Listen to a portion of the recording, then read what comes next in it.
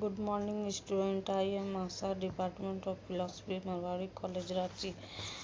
आज हम लोग न्याय दर्शन के ईश्वर विचार पढ़ेंगे। न्याय दर्शन का आधार न्याय सूत्र है, जो गौतम मुनि के द्वारा लिखा गया है।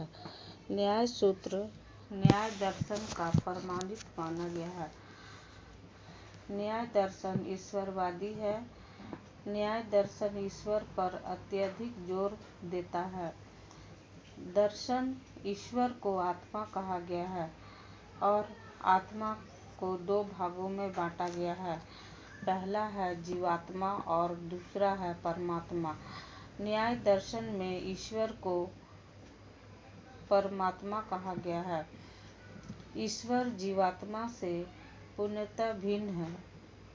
एक और जहाँ ईश्वर सभी प्रकार की पूर्णता से युक्त है, तो दूसरी ओर जीवात्मा अपूर्ण है। ईश्वर बंधन और मोक्ष से बिल्कुल अलग है, जबकि जीवात्मा बंधन से रहता है। ईश्वर जीवात्मा के प्रति उसी प्रकार का व्यवहार रखता है जिस प्रकार एक पिता एक पुत्र के प्रति रखता है।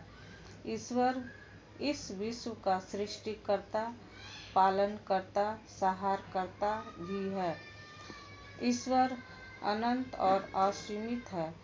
वह पृथ्वी, जल, वायु, अग्नि, आकाश, दिक् और काल, मन तथा जीवात्मा के द्वारा विश्व का सृष्टि करता है। ईश्वर के अभाव में सृष्टि की कल्पना नहीं की जा सकती है। न्याय दर्शन के अनुसार ईश्वर इस विश्व का पालनकर्ता भी है। ईश्वर की इच्छा से ही इस संसार की सृष्टि का कार्य संपन्न होता है। प्रकृति के जितने भी विभाग हैं, सबों में ईश्वरीय नियमों का पालन किया जाता है। इस संसार में जितने भी जीव जंतु हैं, सबों का पालन ईश्वर करता है। पुनः ईश्वर इस विश्व के संहारकर्ता भी है। वे अभी अलौकिक शक्तियों के द्वारा इस संसार का संहार भी करता है। ईश्वर इस संसार के निर्मित कारण और प्रयोजन कारण भी है। मनुष्य अपने कर्मों का कर्ता है, लेकिन काम करने की प्रेरणा देने वाला ईश्वर कर्म फलदाता है। जीवात्मा को शुभ या अशुभ कर्मों के अनुसार ईश्वर सुख या दुख प्रदान करता है। न्याय दर्शन ईश्वर को व्यक्तित्वपूर्ण मानता है, जिसमें ज्ञान, सत्ता और आनंद निहित रहते हैं। ईश्वर में अनंत गुण हैं। ईश्वर के अस्तित्व के लिए प्रमाण।